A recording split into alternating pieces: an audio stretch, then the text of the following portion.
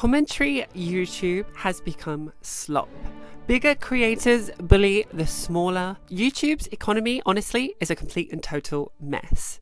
That, mostly, is the topic of today's video, because we are covering what happened with the YouTube channel Doothi.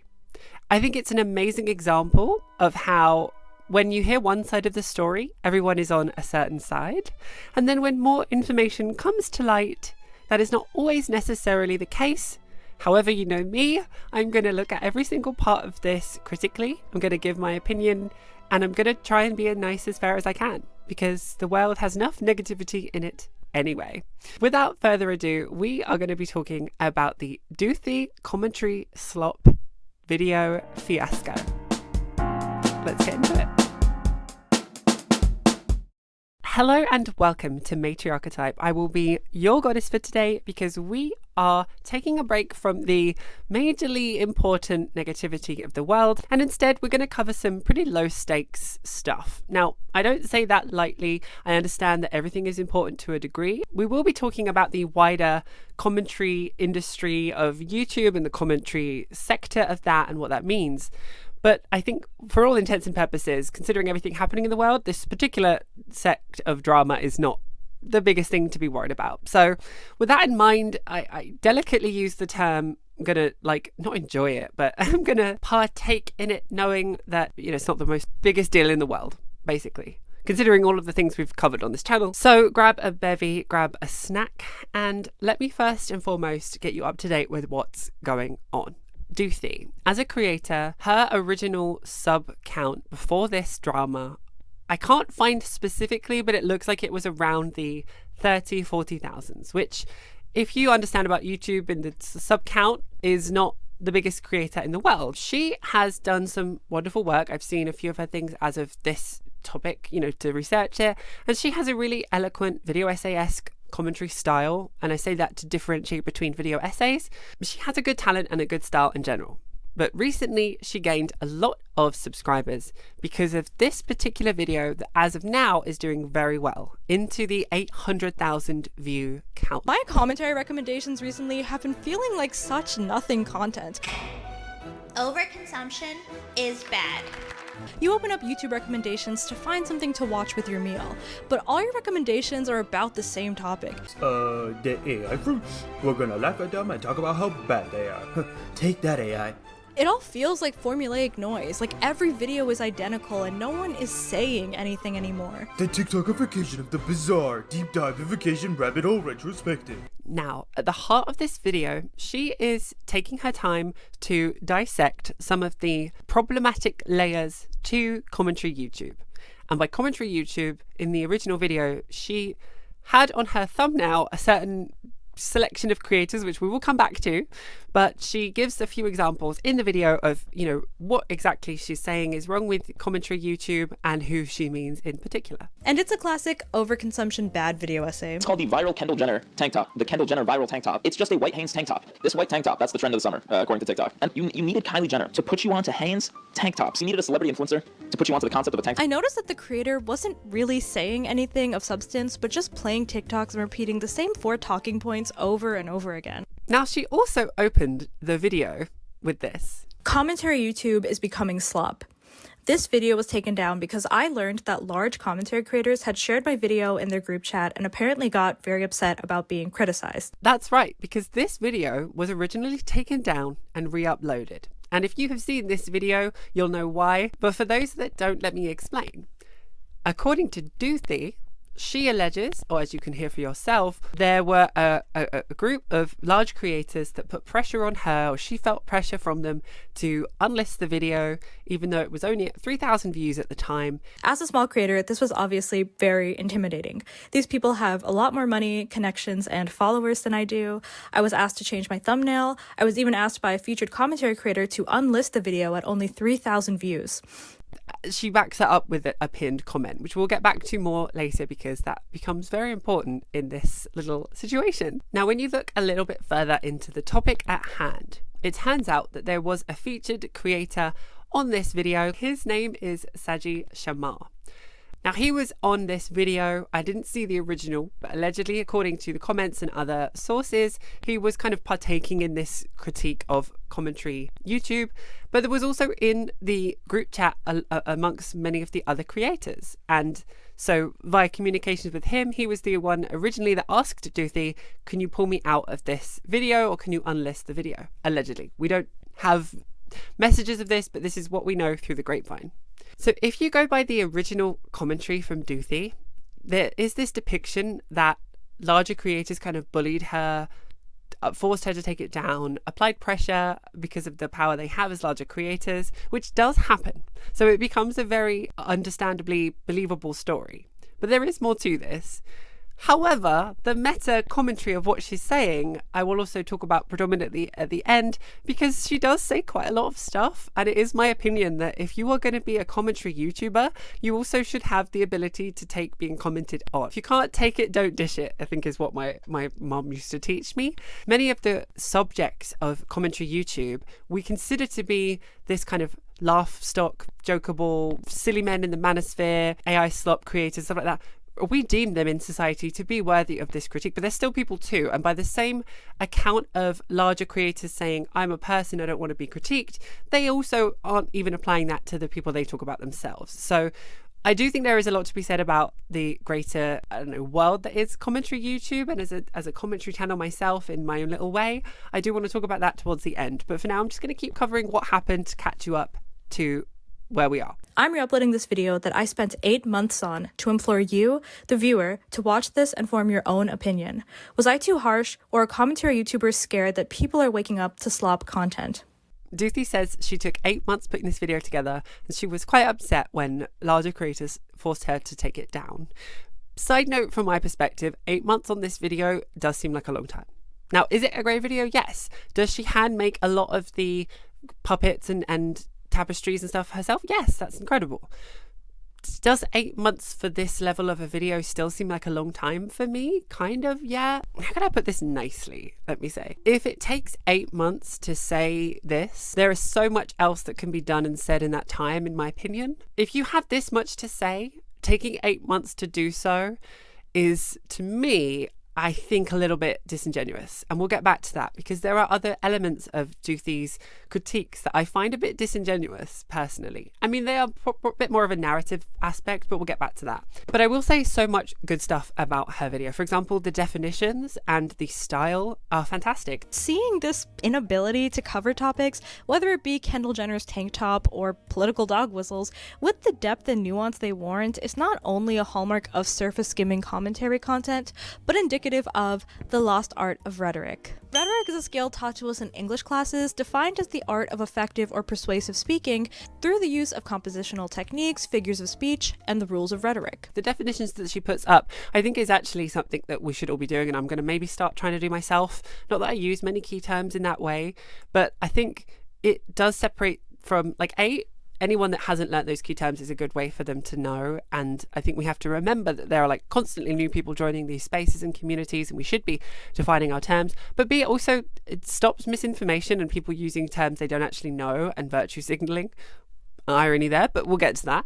So I don't know. I thought that was fantastic. And her general style, her creativity, the colour schemes, it was just an amazing video all round. We can't knock her for that. I do think that the point of what she's saying is ironically disingenuous, because everyone knows at this point that not only does YouTube have an algorithm that feeds you what it thinks you want to see, therefore, sadly, putting the onus and responsibility on the viewer to kind of create their own algorithm, which we often hear these days, like I made my algorithm from scratch, I see all of the best creators and stuff like that. Now, I'm not saying the onus should be on the viewer. I'm saying that is the current situation as it is. And I think it's a very toxic situation that YouTube has actually put on people. It's giving we're all responsible for recycling, even though companies are out there doing crazy stuff. Now, I'm not saying that's a good thing. I'm saying that is the situation. And I'm very sure that Duthy also knows this. So for her to create a video, kind of showing this kind of passive secondhand, I can't help but consume this low effort, slop, commentary, YouTube. What do I do? My commentary recommendations recently have been feeling like such nothing content. We all kind of know that's not true, and that does kind of pull the floor out of her entire video, because she could just not watch that video. She could curate a completely different algorithm. I hadn't heard of half of the creators she had talked about because I don't watch slop even through a commentary lens, and I'm not judging anyone that does. It's your algorithm to do what you will with. It's YouTube is a platform to use how you will. You watch what you want. I genuinely do believe that. But she knows that too as a creator. So Doothy's initial premise of like, isn't slop commentary YouTube bad, is a point that she's trying to make because she knows that will get attention and views and clicks. Otherwise you wouldn't put it in a video. So she is, by definition, kind of doing the same thing she's critiquing. And again, that's not necessarily a bad thing. We all have to do that from time to time. It does kind of fall a slight bit flat when she is saying, hey, you know, isn't this algorithm problem bad? Also, I'm going to make a topic that I know is going to spark a little bit of rage. I'm not going to lie. We'll get to her original thumbnail. A little bit of like discussion generation, which is, you know, can be a good thing. I'm not saying it's a bad thing, but maybe it's because it's from a creator's eyes, but like I can see what she's doing. She's very well and talented and creative at doing what she's doing. But what she is doing is finding a framing of a specific subject that she knows she can talk about and get people to watch, which is exactly what everyone else she's critiquing is doing. Now, yes, is it far more impressive for her to put this video essay together than it is to sit and physically react to AI slop? Yeah, of course it is. We know that. And I'm not comparing her or putting her on the same level. Did we need a 20-minute video of a grown man reacting to this obviously terrible content, normalizing it, and offering it free promotion? But something that really stood out to me about this video was his word choice, and something recurring I see in the comments a lot, and it was, if you unironically enjoy this, I'm concerned for you. Did you notice the word choice there? Unironically, implying that if you ironically consume fruit AI content, it's okay and funny. Another creator says, oh, I don't support this, I'm just watching it so you don't have to. Basically, I'm watching it so you don't have to. You're welcome. If you catch me enjoying this unironically, But none of us have to watch it, it's gonna be okay. A common theme on my channel is when is it no longer satire, but reacting to fruit AI for 20 minutes, explaining to the audience who Grapehead and Cherryana are, laughing at a banana with two heads, that is slop content. We're all still watching the content. One of my main points throughout all of this will be there is a difference to commentary and reaction. So, not to bring her up again, no offense, darling. Alexis Blake, I did a deep dive on her a few months ago now. She, to me, is someone who very much reacts to a video. She will pick up a phone, react to a TikTok, and give her in-the-moment response. To me, that is lower stakes than picking a subject, learning somewhat about that subject, forming a script, commenting to a script, editing it and reacting to it. There is a slightly different level of edit and effort, I would say. Now, they both depend on the creator themselves to what extent that becomes. You can have really high effort reaction videos. You can have really low effort commentary videos.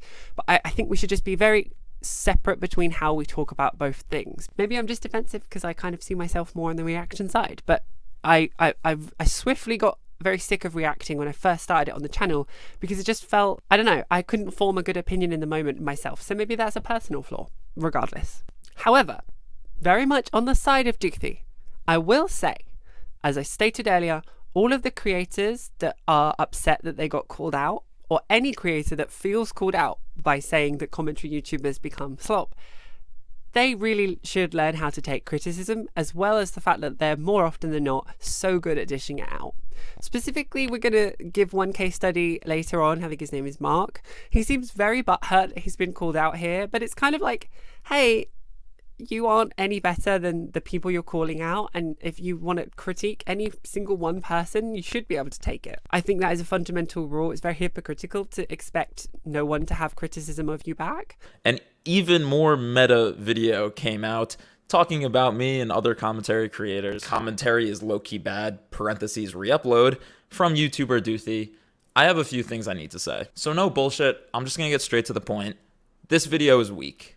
like really weak. I do think that there is a kind of hierarchy issue with YouTube. I've been toying with putting this together. There is a kind of righteousness to larger creators that they feel that they don't have to be bothered by the opinions of smaller creators, as well as there is this kind of sense of like, oh, don't talk to me unless you're as big as me. And I don't know, coming from specifically on the left, where there should be this egalitarian, like everyone is equal, respect everyone has a right to an opinion. It does kind of show when that's really lacking. And also I understand it from a case of like just magnitude. I mean, if you get to that size, you do have to draw personal boundaries, and I think that's sensible to do so. So yeah, I'm not saying I don't understand it. I'm just saying it's a thing that's present potentially. Also, you could argue just because you're a small creator doesn't mean you deserve someone's attention or their space. So I understand all sides. I really do. Every commentary video on this is the epitome of low-hanging fruit. Did this need to be a video? And the reason I chose this video is not to drag this creator specifically, but it's because he said something really interesting twice throughout the video. Breaking the fourth wall, he says, And since I still have to burn at least 5 more minutes in this video, let's go deeper. Okay, let's trace the origins of this contagion for no other reason than I need to stretch this video out for watch time. But instead of going deeper, he just shows random TikToks about white tank tops. Now this creator is what I like to call the surface skimmer. Rather than actually going deeper or down a rabbit hole, they skim along the surface of the issue, almost like a glorified TikTok reaction channel with buzzwords and a condenser microphone. I also think it's no secret that a lot of creators get creator fatigue. This isn't to justify the slop, but it's just to potentially understand it. I mean, I've interviewed fantastic creators on the left as well that have said that they need a break. We've seen huge creators take a break. I myself have taken breaks. And I think that taking a break is a way forward to not end up producing low effort content. But I can understand how there are certain people with different situations that they don't want to take a break because it can affect a channel. And so I think, I don't want to say it's inevitable, but like with any situation, if you don't have creativity and you're forced to make creative work, it can be quite a horrific process, I would say. And it's no shock that there are a large group of content creators that get stuck in a niche that they lose their passion for, and they have to just churn out the content to keep the sponsorships going and pay the bills. It is a job for people that do it for money. And whilst it's such a horrible truth to have to deal with, like, there are times when not all jobs are fun. And I don't want to, I mean, for me, I'm not at that point. So I don't relate to that feeling. I'm lucky enough to only have to do this when I want to, when I am creatively inspired to do so, but that is also a privilege I have because we don't rely on the income I make from this, and it's pretty small what I do make anyway. I can imagine when you get to that level of a large creator and you have people working for you, you have people relying on you, you have sponsorships, contracts and everything like that. If you don't want to get up that day and put the camera on and you still have to, I can imagine that becomes very grueling. And I'm not surprised if that continues for months, if that comes out in their character. But I don't think that that's also a good thing. I think that as viewers, we also have a responsibility to choose not to watch content that we don't want to watch. I know that sounds so stupid, but that's where we are in 2026. Like, I often find myself scrolling on Reels and my husband will be like, are you watching this because you're enjoying it, or are you stuck in a Reels loop? Do you need to be shaken and get out of this? And I'm like, yeah, you're so right. Like, I have so much to do. Why am I just sitting watching this? Like, I'm watching some random clip of a film from the 90s I've never seen. I don't even know who's in it, but I'm so deep in. Like, that's not conscientious viewing. And I do believe we should all be doing that. I really do, for our sake. And I will die on this hill, but slop about book talk can oftentimes be just as bad as book talk slop. I think this aspect of credibility is missing in a lot of commentary content. If Gabby Bell makes a video reviewing Charlie Puth's music course, I'm more likely to listen to her opinion because she actually produces music. If Meredith Navaco is one of the many people criticizing a book talk author, I'm more likely to listen to her take because she's an avid reader. If there's a topic I feel like I can't bring at least some meaningful perspective to, I don't feel inclined to make a video. Now, this is something I do agree with Duthy as well.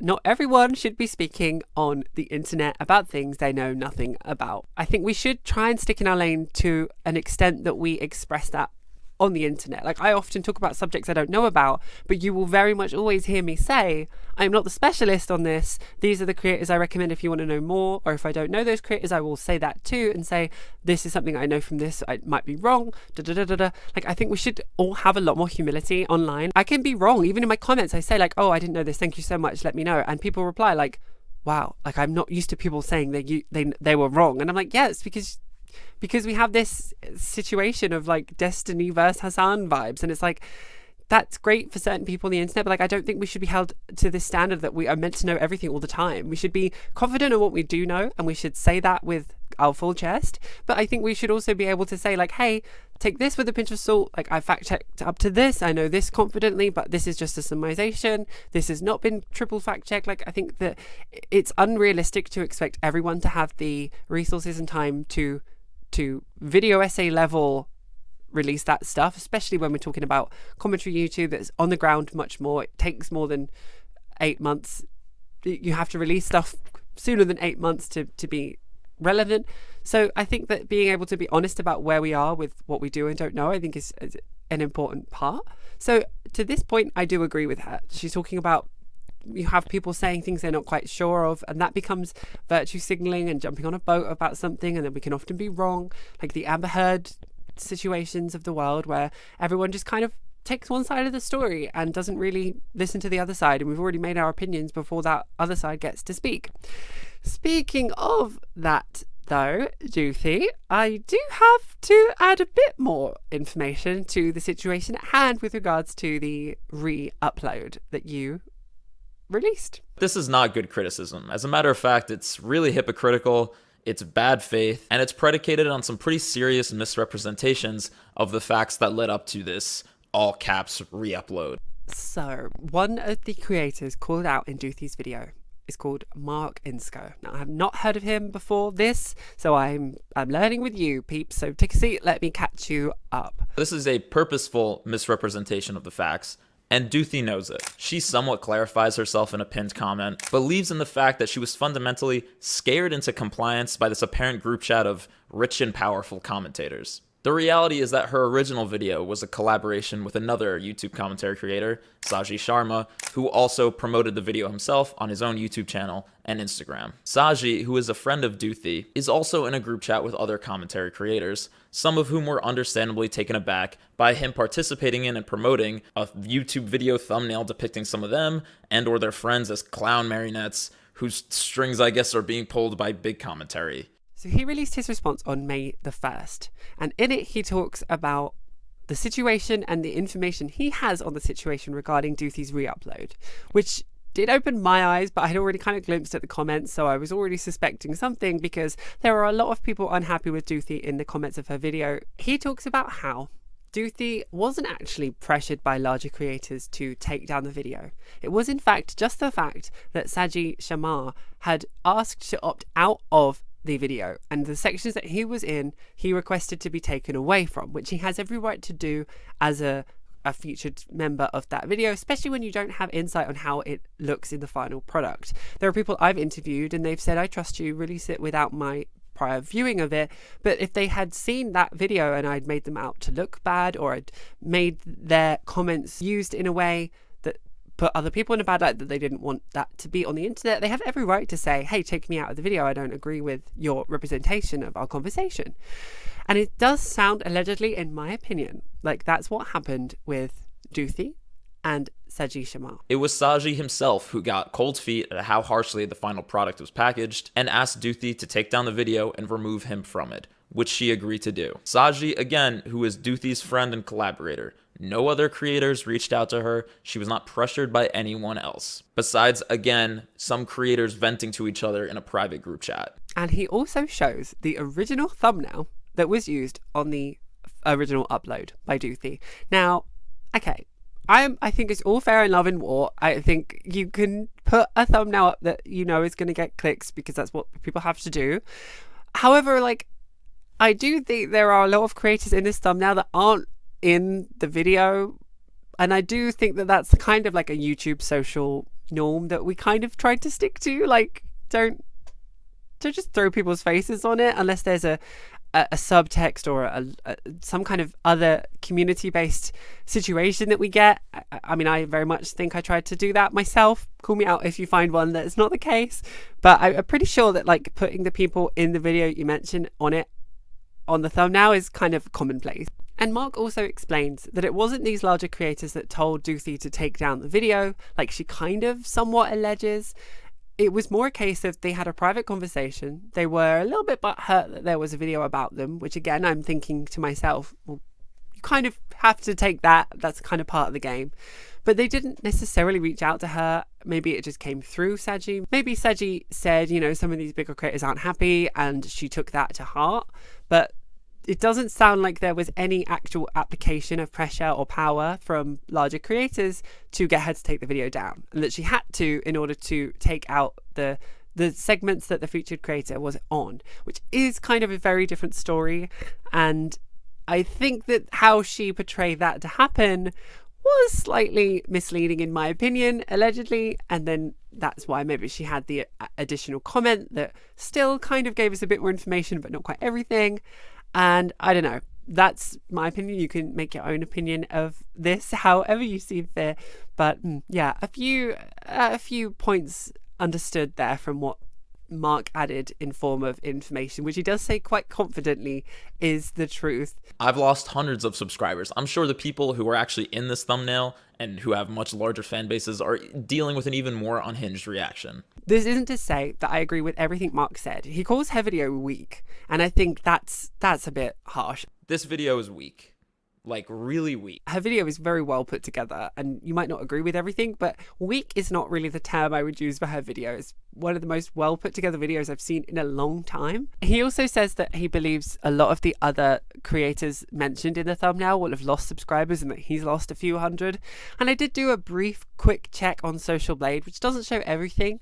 There might be an amount of subscribers that doesn't show up that was lost, but I mean, if so, then it's not a large amount in general. There was nothing enough to show up on Social Blade, at least. And considering someone that covered the James Summerton fiasco, now that is how you lose subscribers in a day. Another creator that I came across in the process of researching for this, or gathering my information for this, I should say, was I think it's pronounced Zero TV or Kero TV, SEROTV. But he had a really good, quite a spicily put, but a good take all the same. Which was this. It was a wildly incredible video. I think it was insanely good. I think it was really good. Now, to the bigger content creators that actively thought that they were getting insulted or critiqued or something of that variety, you are absolute scoundrels and cowards. You are disgusting. You're weak. You're vitriolic. You are exactly the kind of people that I despise with my whole chest, mind, body, and spirit. I don't like you.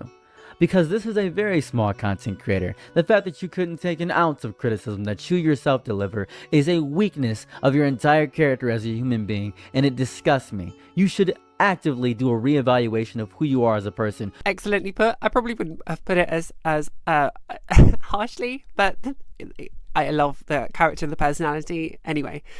And I did do some brief checking just to see if this is like a trusted creator, because I'm in a complete, honestly, I cannot explain to you how out of my depth I'm in. The Doothi video came up on my feed and I just kind of got hooked into this rabbit hole. But Zero TV does have an amazing video about the trans community, which he released on Trans Day Visibility. And so I feel like I can trust him. I don't know. Let me know if anyone else has more information. Because it's Trans Visibility Day. And the parallels between black people and trans people are there. You can see them in the cosmos, in the ether. You can see it. But I'd like to dedicate this video for the people that don't like the skin they were born in because of the societal standards that have been placed upon them. Thank you for existing, trans people. I think I'm going to wrap it up there. But I just want to reinstate really quickly. I think we should differentiate between reaction content and commentary content. But without that, I guess I have a really mixed bag of opinions. Like, did Duthy allegedly, in my opinion, kind of spin this to gain a little bit more attention and sympathy, maybe? Also, yes. But did she also have a good, solid amount of critiques? Yes. But did they also kind of fall within their own criticism? Because she also put them in a video that was kind of rage baity and kind of fed into the algorithm to get people to click on it, and so then it's kind of like, well, we're all kind of back to square one. I don't know. Let me know what you think in the comments below. This is quite an interesting one for this channel. I know I don't usually cover this level of superficial commentary content, but I do want to try and keep relevant and try and keep up to date with what's going on in the world, because like I'm learning. I never had seen the fruit AI slop, and I learned about that through this video. I'd never seen a large number of these creators, and I'm always trying to diversify my algorithm diet, which again, not to reinstate the beginning point, but if Duthy is really saying this in earnest, it sounds like she has to do. You can always diversify your YouTube. There is a search bar for a reason. You can actively opt out to watching bad stuff. So if you stuck around to the end of this video, it means you didn't do that with me. And I really, really appreciate you for that. Upcoming next, I am going to start my work on an Erika Ishii deep dive, which I'm so excited to get into. However long it takes me from this point to the next video you see, where I have pink hair at least, and it isn't pre-recorded one from the J.K. Rowling series, means it took me that long to do, so look forward to that. And as I just said, I have got my J.K. Rowling series ongoing. If you want to see everything she did that was transphobic all the way from 2020 to 2025, go and check that out on my channel as well. I can't thank you all enough for 10,000 subscribers that I hit recently. It means the world to me. Thank you for being part of the Matriarch Army. If you haven't already, please do consider subscribing. And if you watch to the end, I really appreciate you. Thank you so much. Have an amazing week. I love you all so, so much, and take care of yourselves.